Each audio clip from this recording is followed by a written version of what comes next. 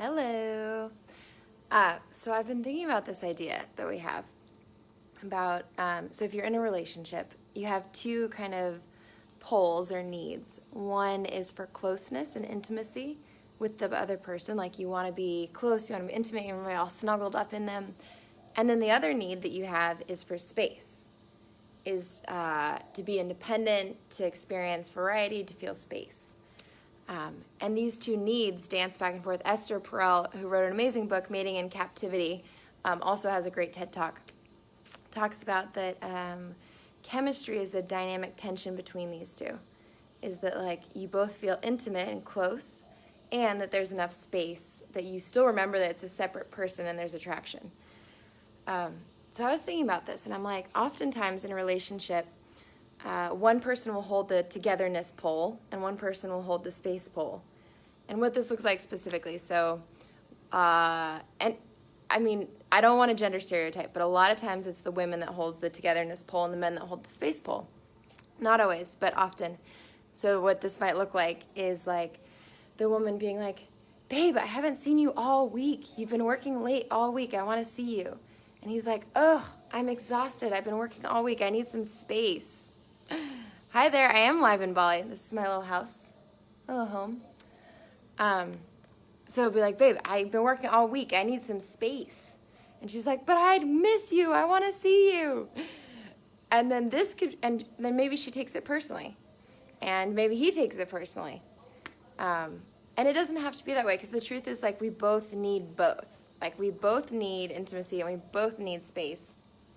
And so I thought of today this word that my family always used growing up called appeti-stat, which, so when I was a little kid, we'd be eating, and my dad would be like, okay, how's your appeti-stat? Like, are you full? Are you hungry? And the idea is to stop when you're at like 70% full. Stop eating when you're there, because then that's actually how much your body needs. And so we'd do this little check-in, like, how's your appeti-stat, as we're eating. And I was like, wow, we can use that in relationships too. Like, how is your appeti-stat for connection? Like, are you hungry? Like, do you want to see more of me? Do you need more closeness? Or are you getting full and you kind of need a little more space? And that way, like, I just love the word appeti-stat too, because it makes it kind of silly instead of being like taking it personally that someone needs space. So for example, last night, and how do you know if you need space? So last night I had a very social day. I had breakfast with girlfriends and lunch with other girlfriends, and then went to a party at night. And then the party was amazing, very connected, deep.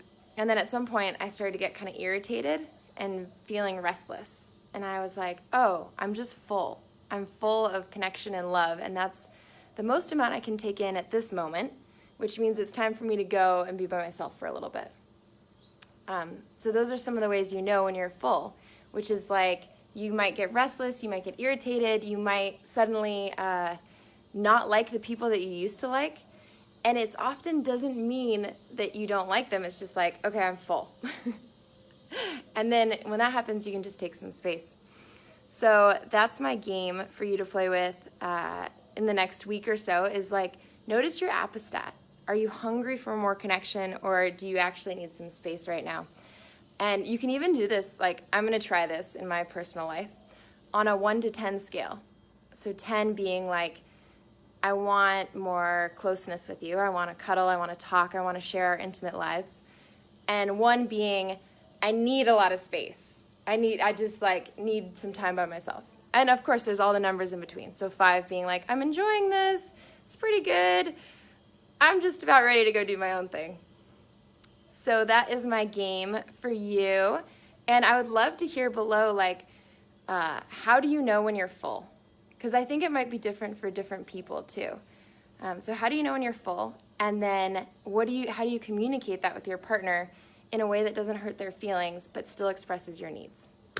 So that, I know that was a deep thing to ask you to comment on, but that is what I'm leaving you with.